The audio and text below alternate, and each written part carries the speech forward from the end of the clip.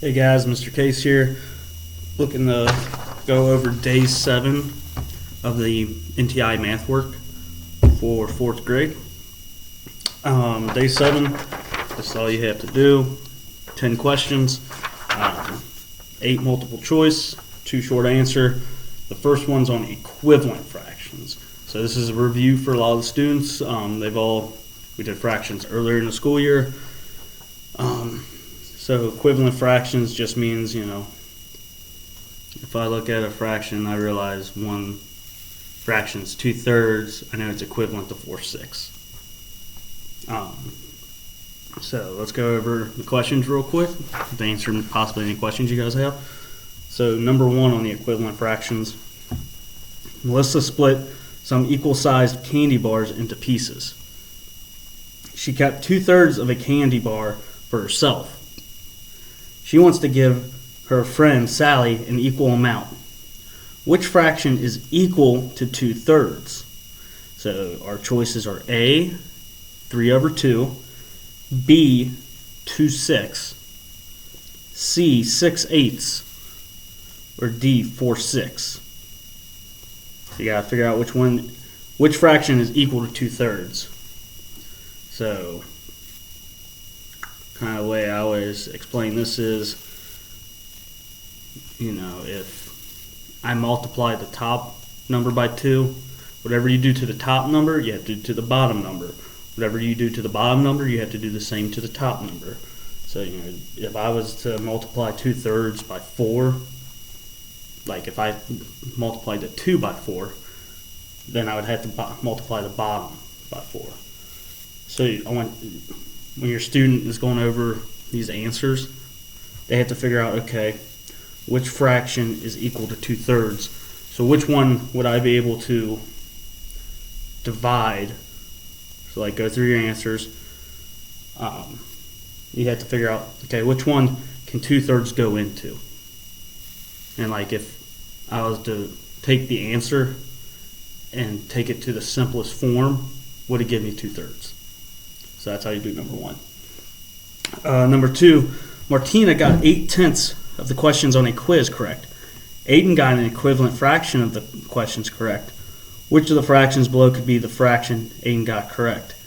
A, 4/5, B, 2/10, C, 16/30, or D, 1/5. So once again, doing the same thing there. Seeing which one of the answers is equivalent to 8/10. So, if I was to take 8/10 and I divide it by a certain number, whatever number I divide 8 by, I have to divide 10 by. And also, if I was to multiply 8 by a certain number, I also have to multiply the bottom by the same number. So that's all there is to that. Number 3, Mark wants to give his friend 1/4 of a pizza, but he cut the pizza into more than 4 pieces. Which fraction below is not equivalent to 1/4? So this time you're trying to find the opposite, trying to figure out which one is not equivalent to 1/4. So 3 of those answers will be equivalent, 1 will not. 4 of the 4th graders grew bean plants and recorded the fraction of an inch they grew. Which student's plants grew an equivalent amount? There's A, Jess and Lisa, B, Ben and Keith, C, Lisa and Keith, or D, Ben and Lisa. All you got to do right there is to look at the chart they give you and try to figure out, okay, whose plants' measurements are equivalent to each other, so which fractions are equivalent to each other. Number 5, Miss Jacobson bought 2 pizzas that are the same size. She cut one pizza into 4 equal-sized pieces and gave 2 of the pieces to Jim. She cut the other pizza into a different number of equal-sized pieces and gave the same amount to Alex. What is one possible fraction of the pizza she gave to Alex?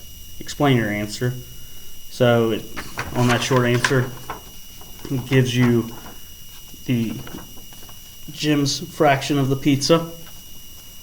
And so there's pizza 2, so your student's able to draw it out. And it's just going to ask what is one possible fraction of the pizza she gave to Alex. Explain it. So there's multiple answers to that, but you just have to be able to explain how you got that fraction and how it's equivalent. So you're trying to find an equivalent fraction, so to make it simple, Jim's fraction of pizza's 2/4. So you got to find an equivalent fraction to 2/4. Okay, let's go on to the next part, comparing fractions. That is the next 5 questions. So number 1 is going to ask you which statement is true. So it's going to ask you if it's going to show you A, 1/3 is less than 2/8.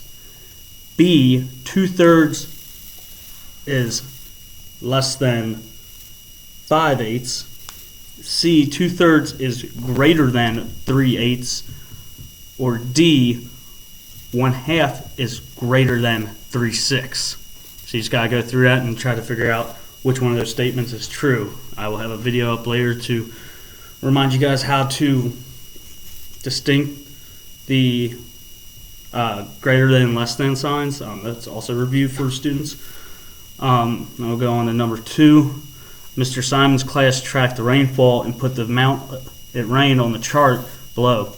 Which day did it rain the least? So A, Thursday, B, Friday, C, Saturday, D, Sunday. You just got to look at your chart and figure out which fraction is the smallest. Number 3, Allie ran 2 1/3 of a mile yesterday. Today she ran more. Which of the distances below could be the amount she ran? So you just got to go through his answers and figure out which one is more than 2 1/3. Number 4, Miss Brent's class measured the distance that her students lived from school, and they made this chart. Who lives the farthest from school? A, Bert, B, Sarah, C, Kim, D, Noel. So once again, you're just going through the chart they give you and trying to figure out. So it says who lives the furthest from school. So furthest, we're just looking for the biggest fraction. Number 5, the 4th grade had a bubble blowing contest. The diameter of Sam's bubble was 3/4 of a meter, and the diameter of Kate's bubble was 2/3 of a meter. Who blew the largest bubble? Explain your answer. So for this one, you're just going to explain whose bubble was larger, and you got to explain, give detail. How do you know that bubble was larger? And that's all there is for day 7. So like I said, this is review again for these kiddos. I think they won't have much problems with it. If they do, obviously you have my number and my email.